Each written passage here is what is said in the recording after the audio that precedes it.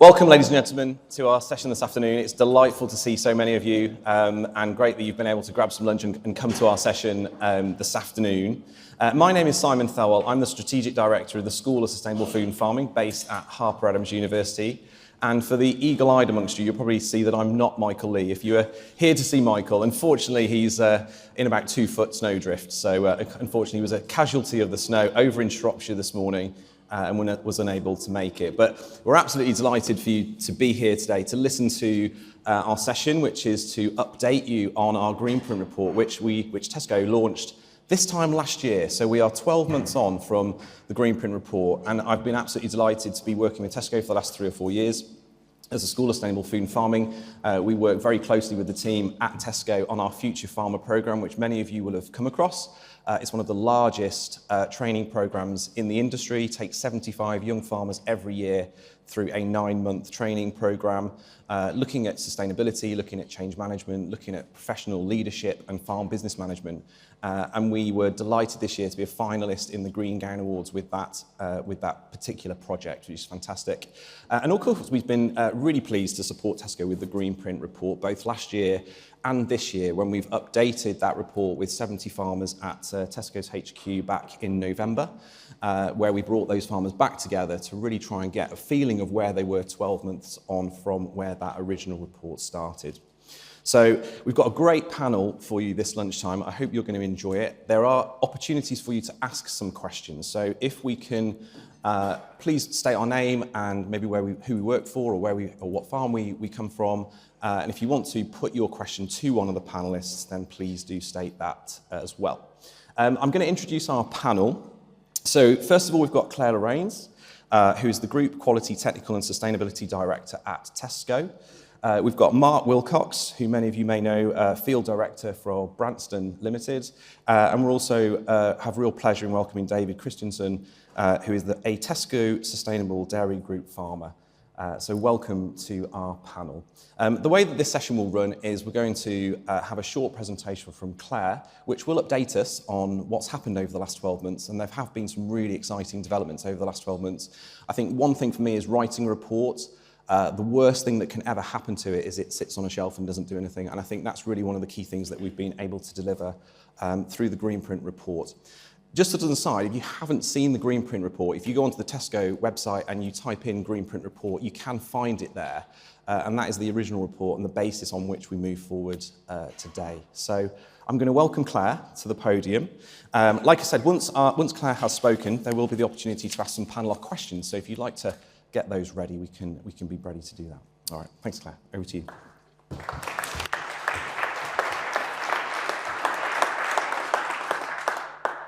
Well, good afternoon, everyone, and thank you, Simon, for that brilliant introduction. And it's such a pleasure to be here at the Oxford Farming Conference.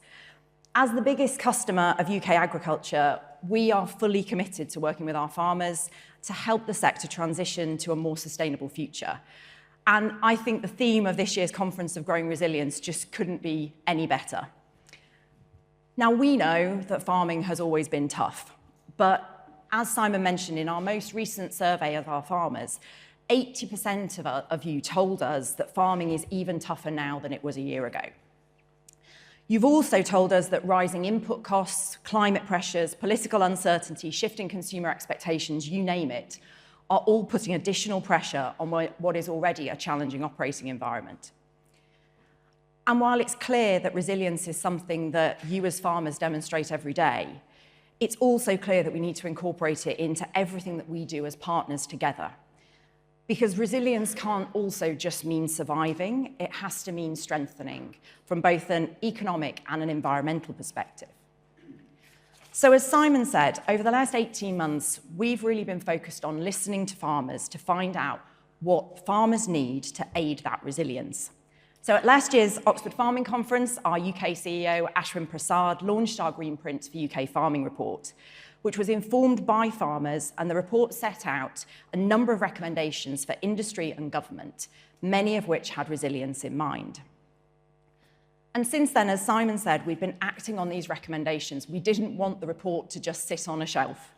And today, what I wanted to do was share just a little bit more detail on some of the key initiatives that we've subsequently put in place across our supply chain as well as the latest feedback from our farmers, which we've gathered through the events that Simon spoke about, including 70 of our Sustainable Farming Group farmers who joined us in Welwyn at our head office.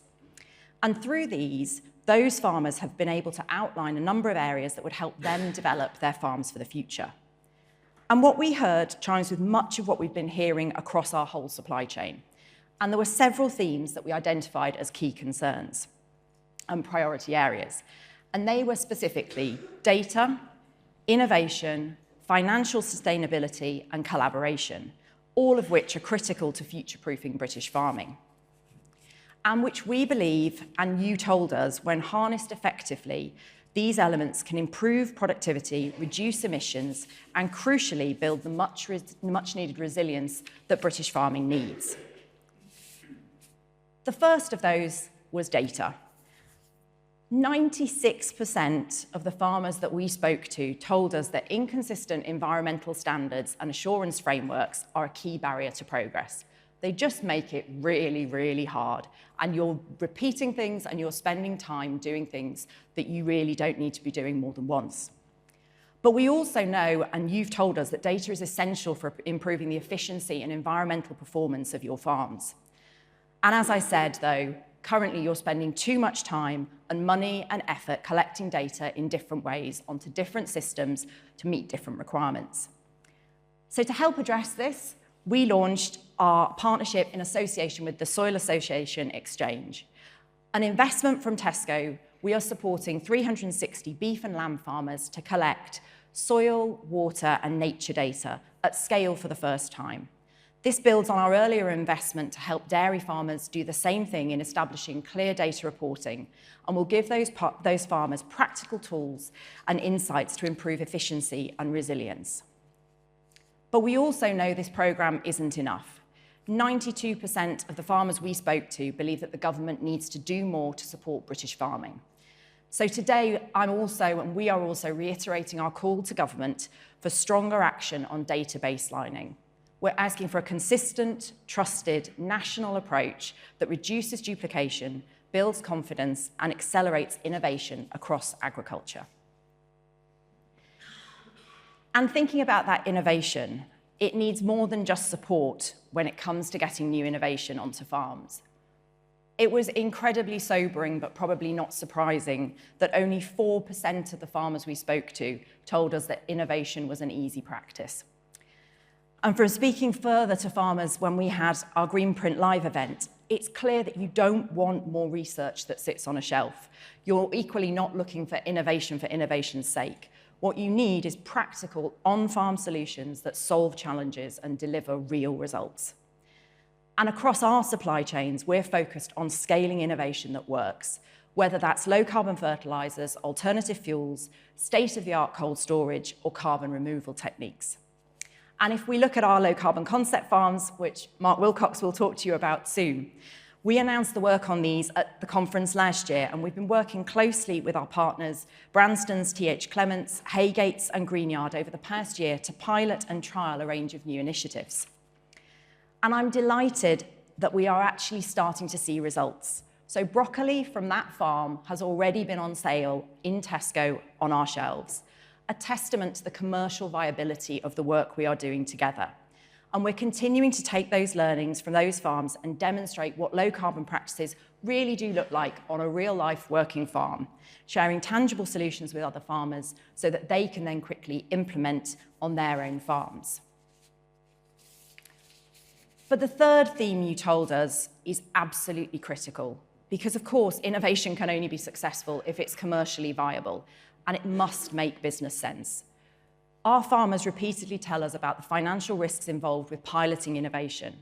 And our low-carbon concept farms are an example where we as Tesco are taking on some of that risk. But we're also not stopping there. We're investing in several initiatives that are aimed to improve efficiency and reward measurable progress. And for example, we've introduced sustainability-linked incentives rewarding over 400 farmers across our supply chains for measurable progress on environmental performance. But no single organisation can tackle these challenges alone. And that's why collaboration is the fourth theme that you spoke to us about. Alignment between retailers, government and farmers is essential if we're going to move from pilots into progress. And that's why I'm so proud of our Tesco Sustainable Farming groups. These communities across dairy, beef, lamb, pork and produce share best practice. They test new ideas and they help shape collective progress. And beyond our own supply chain, we're using our voice to push for greater alignment between retailers, government and farmers, whether that's clearer policy recommendations from our Greenprint report, the National Framework for Data Baselining, or the much needed reform to planning systems, in particular the pig and the poultry sector. So ultimately, looking ahead, all this work leads us back to growing resilience. Resilience isn't something that can be solved in a single piece of legislation or innovation. It's something that we have to build together through collaboration, innovation, and trust, ensuring that British farming can grow, adapt, and thrive for the generations to come. And I truly believe this is something we can do together. I know you told us that farming is getting harder than ever, but you also tell me how many opportunities there are for us to work and thrive together. So I'm really looking forward to the discussion over the next few minutes, and it'd be great to hear some of your questions. Thank you.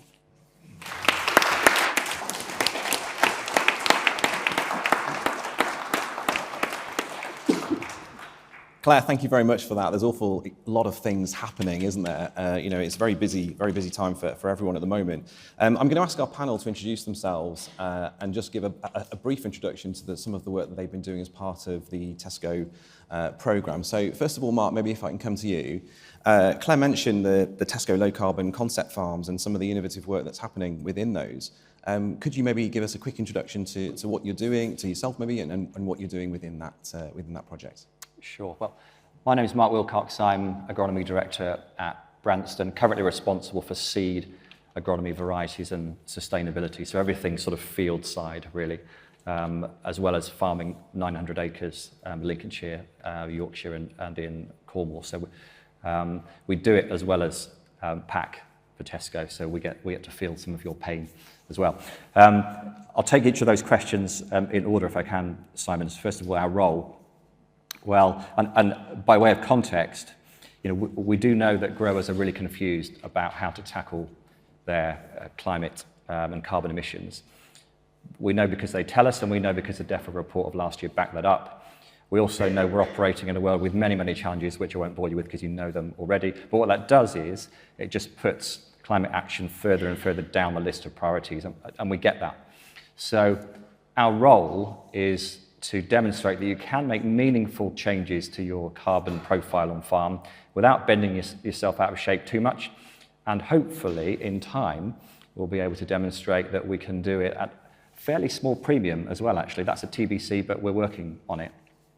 And we talk about net zero recipes, and that means that's code for a production system that operates in a fairly standardized way, with validated tools and techniques and products, but delivers a lower carbon footprint every year. And clearly, if it's going to work, the recipe's got to be dead simple to follow, a few ingredients, and it's got to work in every kitchen. So that's sort of our mantra, that we're not asking you to do anything really, really crazy. So what have we done so far?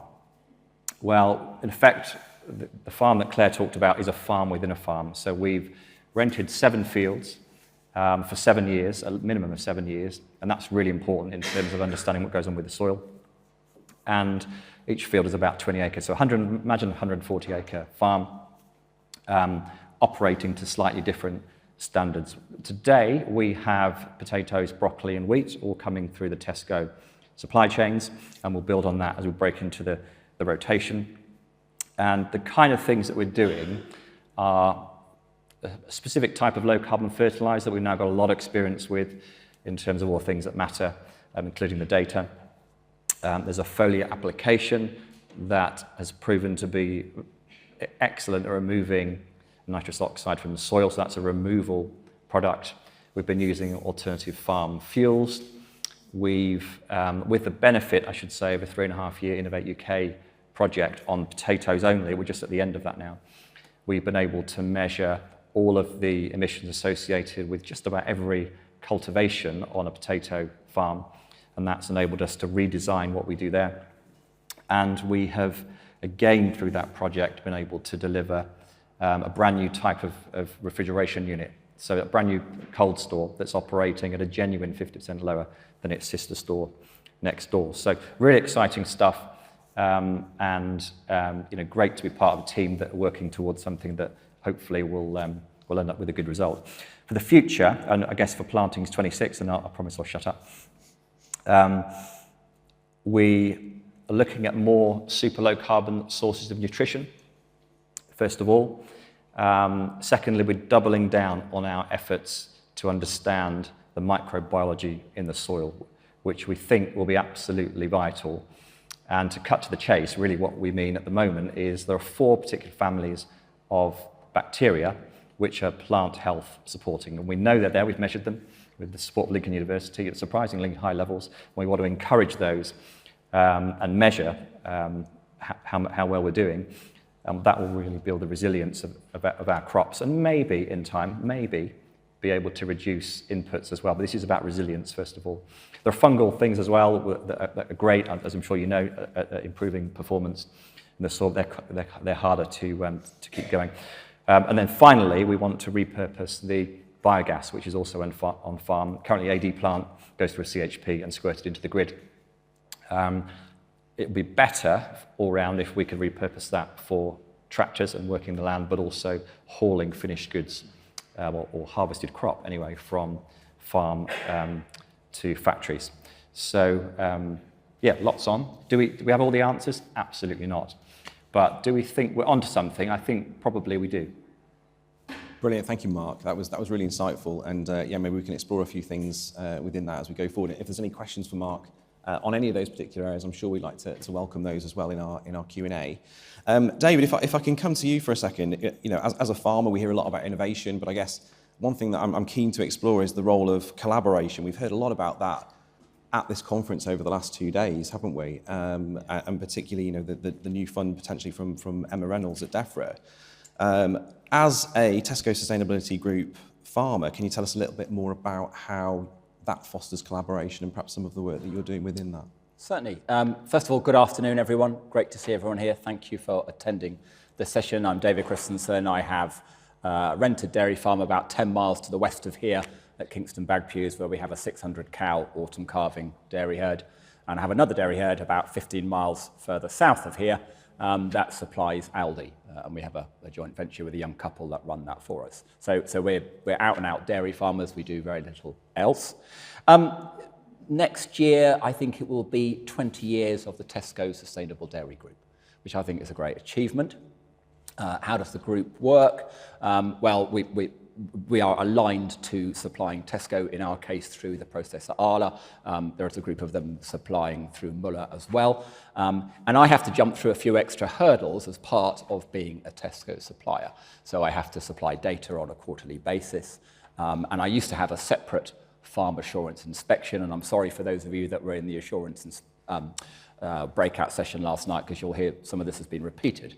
But I have to say I'm really pleased that that separate inspection has now been bolted onto Red Tractor, and I think that sends a really good signal to the wider industry about stopping duplication, that term that we have heard so many times during this conference. So we have inspections like that combined with our Red Tractor assessment. In terms of what else happens then, we are regularly meeting as groups. In fact, I've just had, yesterday actually, the email came through about our next meeting as a group, and without boring you with all the detail, we're going to one of our colleagues' farms. We're going to have a look around the farm. Then we as farmers are going to give feedback to that farmer about the performance of his business. Both Tesco and Arla will give a market update as to what's happening. Tesco will give an update as to how things are going with them, and clearly they've had a good Christmas, so no doubt we'll hear about that. Then we finish for the afternoon and go for a few drinks, and that always lubricates the conversation over dinner, clearly. The next morning we have a further session on the markets, and then we have a session on feed efficiency. We're doing a session on cow comfort and a technical session on cow comfort, and then aspiration plans and setting the next meeting. And that gives you a typical sort of agenda for those sort of meetings. And the value that we as farmers can get out of that, and the network and the trust that group of people constantly working together can bring. So I think it's a really helpful, really useful mechanism. If I'm honest, I was a bit nervous when I went into this, frankly. I've always been slightly arm's length of retailers. I'm a tenant dairy farmer. I have to work fairly hard to make a living. So I'm a bit cautious of all this. But hand on heart, I can say it's added a lot of value to our business. So that's great. No, thank you very much for that. If you sort of move that on a little bit in terms of thinking about the sort of wider collaboration opportunities as we go forward into the future, how do you think we can do that? Whose responsibility do you think that is? Do you think it's the retailer? Do you think it's the government? Do you think it's the farmer? Who do you think is going to have that sort of responsibility for that? Or is it a case that everybody needs to be responsible? So I think it is primarily a joint effort between the supply chain, and frankly, and I'm sorry to the conference organisers if I speak out of turn now, but I was thoroughly underwhelmed by the political session yesterday. And I think I probably differ with some of the Tesco colleagues here, but my view would be, I think, frankly, the further we can get away from government, the better. Clearly, government set the framework that we operate in, so I have to respect that. I mean, I was TB testing at 5 a.m. this morning. That's a definite framework for cattle farmers, as my colleagues will know. So we have to respect that bit, but I think in terms of the more we can do off our own backs, the better. The more we can stop this duplication, the better use of data. And we've got some bodies that are really well positioned to do that. I mean, I think AHDB would be a good body for doing this. The session yesterday was on better farm assurance, and there's a shed load of data being collected there and not used. Let's make that more use. So I think, sorry, for a classic long-winded answer of mine, it's all our responsibility. I'm hesitant about using government. Yeah, no, thank you, David. That's great. And Claire, just coming back to you, you spoke in your opening address about the importance of data and how it can be foundational to help measure progress and unlock innovation. Can you tell us a bit more about why you think data is important and what you're doing to support farmers with its collection and analysis? Absolutely. I mean, maybe if I start where I started in my speech. I mean, when we speak to farmers, it's very clear that almost every one of you says that the inconsistent standards and multiple different sets of data are a barrier to progress, and they are distracting you and they're causing issues. That said, actually, at the same time, when I speak to farmers, a lot of you tell me you really do believe that data can unlock progress, and that actually it's critical for both measurement and for driving improvement in both efficiency and sustainability. So maybe if I touch back on a couple of things I mentioned in a little bit more detail. So the two things I guess I'm really pleased that we've done at Tesco is the first is launching our sustainable farming programme, which is that support for those 360 beef and lamb farmers, where we are helping them and supporting them to capture nature, soil and water data, so that we can then with them clearly baseline their farms over a 12-month period, but also provide specific advice to those farms so that they can identify practical actions that they can do to accelerate their progress. But and David, very much understand your point around we can't over-rely on government. I think, though, the second thing that we do think is important, and we have reiterated today, is we do think there is a role for government to help in that simplification of standards. So actually, or certainly industry needs to come together to create one common standard for baselining, and we do believe and hope that that's a role that government can play. So we've been very clear in going out there to say we would ask government to play a bigger role in creating that baseline standard. But the bit for me that I'm most passionate about actually is what you were saying, Mark, is I think we can talk as much as we want theoretically about data, but data is only any good if we can actually then transfer it into insights. And I hope you don't mind me maybe using an example of something you shared with me. Okay. You're now thinking, what did you share with me? But I know you were saying on your farm, you've been able to look at the amount of phosphates in your soil. That's me. Oh, sorry. Don't worry, that's me.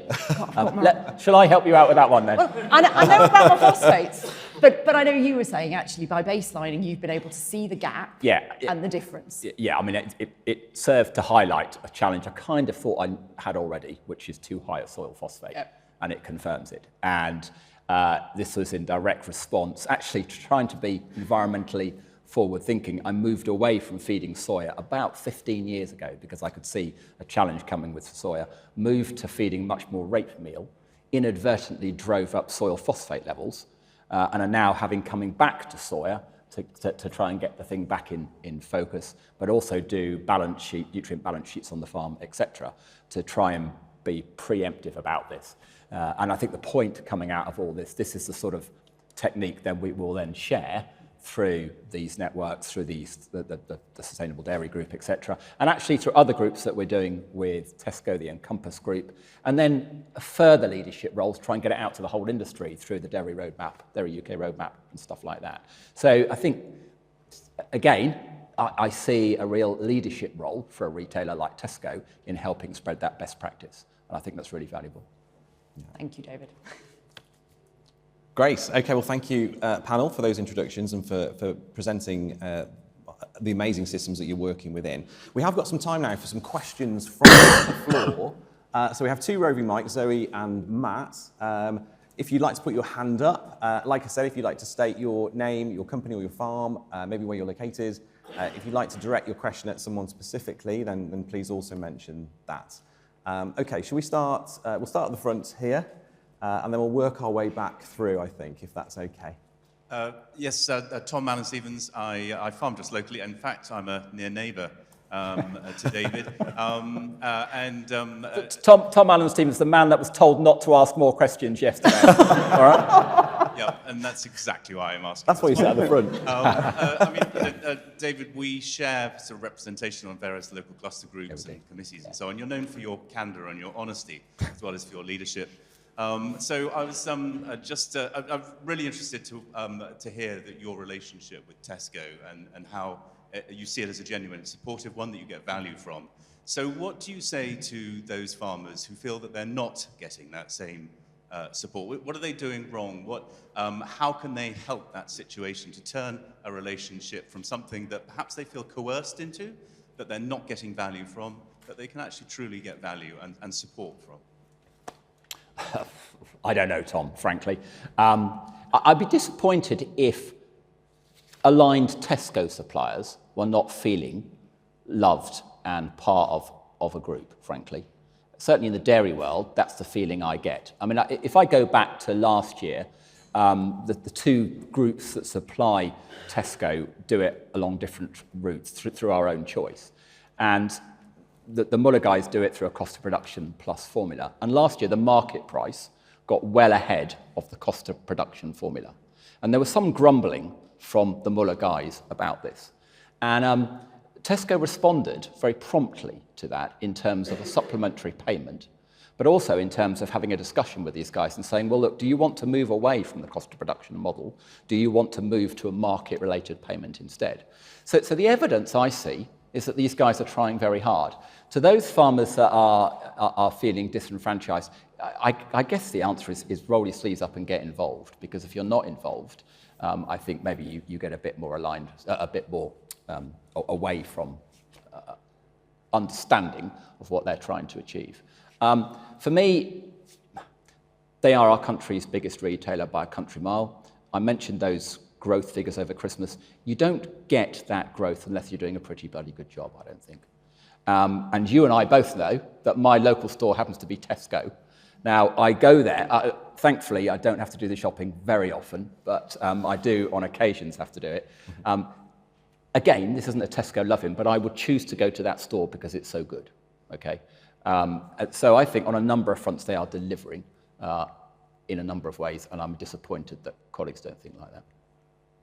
Yeah, no, thank you, Tom. Does that answer your question? I've put my glasses on just so I can see a bit further into the room. So, yes, there's a lady at the back, Zoe. Hi, Ali Kappa, departing OFC director, but also chair of British Apples and Pears and a farmer on the Herefordshire-Worcestershire border. I think the quote of Oxford Farming Conference 2026 was yesterday, when Louise Manning, in response to a question about environmental sustainability, said, as a farmer, "Show me the money." So my question is, farm businesses need certainty in order to drive investment and economic growth, particularly in fruit and veg, where there's much higher risk, much higher investment levels. And Tesco are doing some great work on healthy diets. You're giving away free British apples, I think, right now, as I speak. What do farmers and crop associations need to do to help you deliver long-term fruit and veg contracts? Because those will deliver not only the financial sustainability that the businesses need, but the environmental sustainability that the partnership needs. Thanks very much, Ali. That's a great question. I think if I can come maybe to Mark and to Claire, I think Mark as an intermediary, buying from farms, working with farmers and then selling into the retailers, what would your perspective be on that? And then Claire, I'll come to you maybe for the retailer view. Okay, thanks for the question, Ali. What do we all want as farmers? We grow about 5% of our potatoes. The other 95% is bought on contract with about 130 farmers. What do we want? We want a fair return commensurate with the risk that we are taking, and that's a really difficult equation to get right because the risks are different for every farm. And perhaps the harsh reality is that some farms aren't suited to grow potatoes at that contract price, and that's a whole different debate. And the good ones, we want them to take over more land and operate with their system. But how do growers get paid? If the question is about how do growers get paid for carbon ultimately and doing all this extra work, then we see it as there are three ways really. There's through contract, and we work very collaboratively with Tesco to get our potato contract right every year, to incorporate all of the risks that they take and all the cost of production. And it may be at a time in the future that there'll also be a low carbon contract as well at a premium of 5 or 10%. That's, we haven't decided that yet, but that's sort of in our minds as to where it might get to, assuming that value proposition resonates at all with customers, and I don't know that it does. So that's number one, sort of a specific contract. Number two is to inset. So Tesco or any other retailer could pay a certain amount into a supply chain, and they could adopt certain things, and then there could be a sort of a marketing campaign around that. That would be a way on low carbon fertilizer, for example, to do quite nicely. And then you've got, of course, carbon credits, and that's coming with some of our sort of recipe ingredients. They are now validated and approved by the ICR as well. So it won't be long before growers and farmers are able to come to us and say, well, I can sell this carbon away now, or are you going to pay me for it? And that's a real kind of challenge that we're working through at the moment. We want the carbon savings within the Tesco supply chain, not with Lloyds Bank or McDonald's or whatever. So, thanks, Mark. And Claire? I mean, maybe just reflecting on that. So the contract piece, I would absolutely agree with. I'd agree with everything you said. And what we think is really important is that we work with each of the sectors that we are in partnership with. And actually, even if you look at our sustainable farming groups, we have slightly different. They all have transparent pricing models, but they are slightly different depending on what's right for that sector.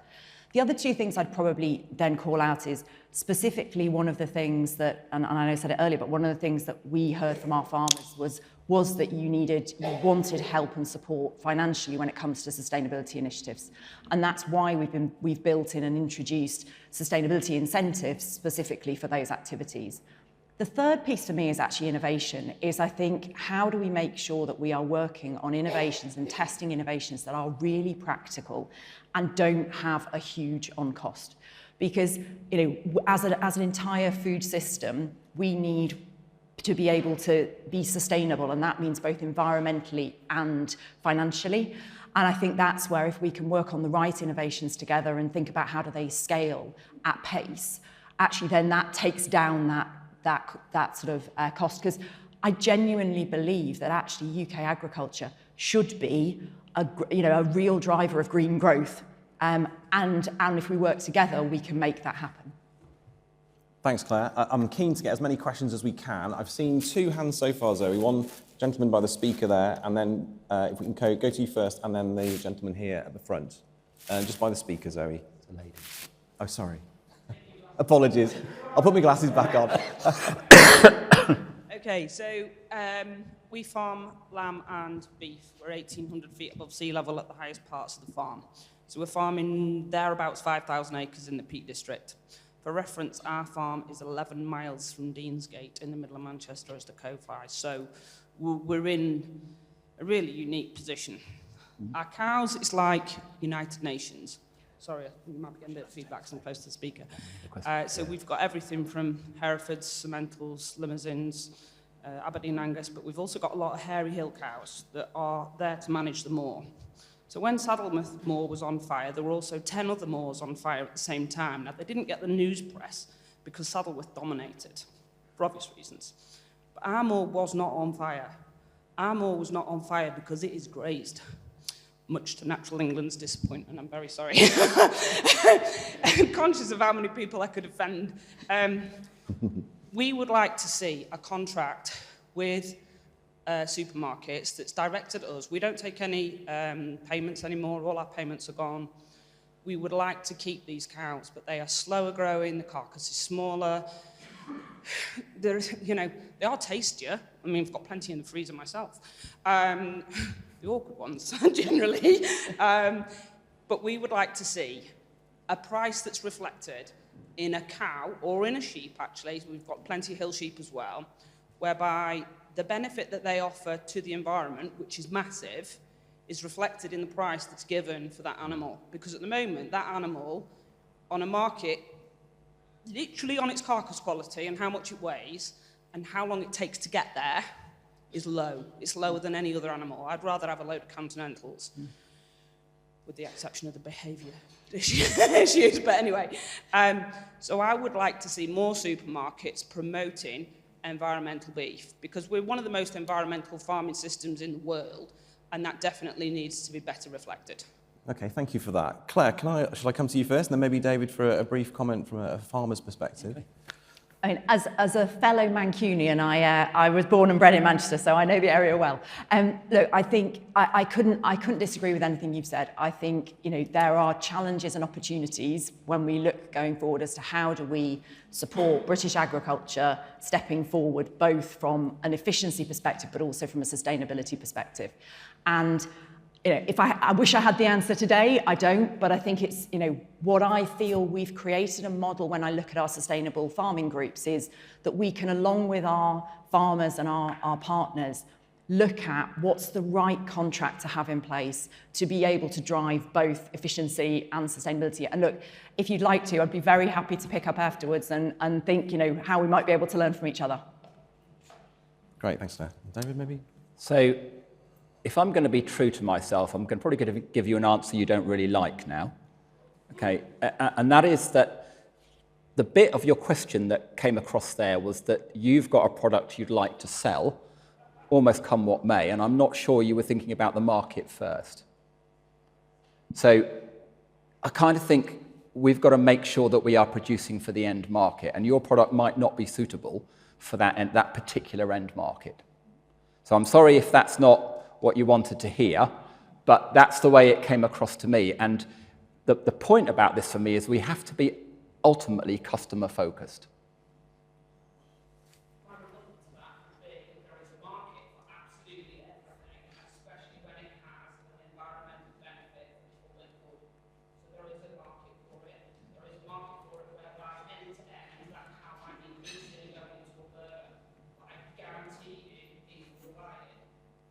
Okay, thank you for your question, and thank you for your answers as well. The gentleman at the front here, and then I can see there's a hand up at the backs area as well. Thank you. Peter Craven, Head of Agriculture at Natural England. Thank you for that. We'll have a word later.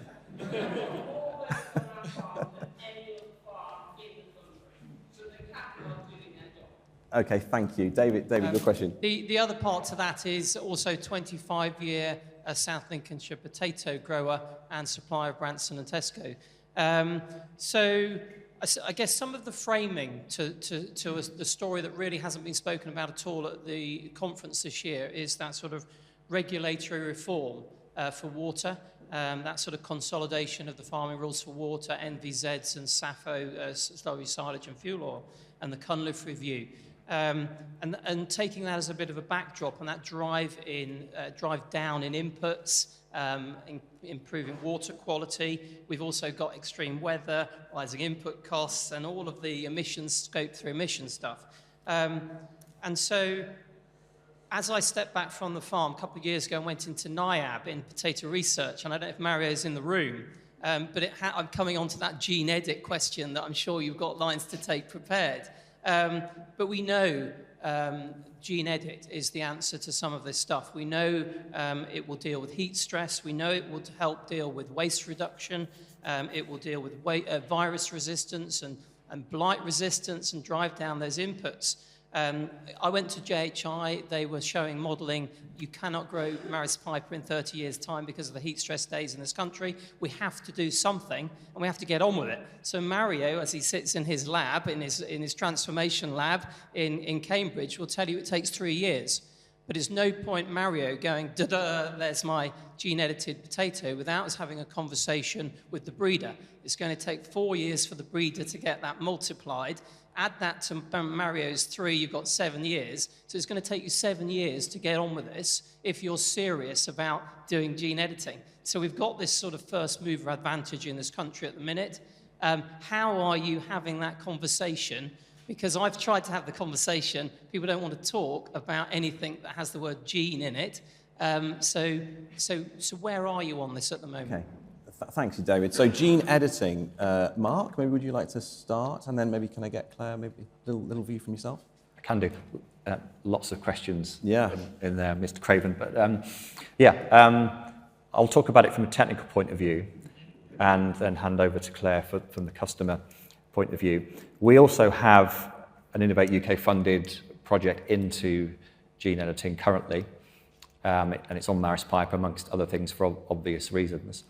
And I agree with almost everything of what you said. It's going to have to be, assuming we're successful, and there's lots of people trying to do it with varying degrees of success.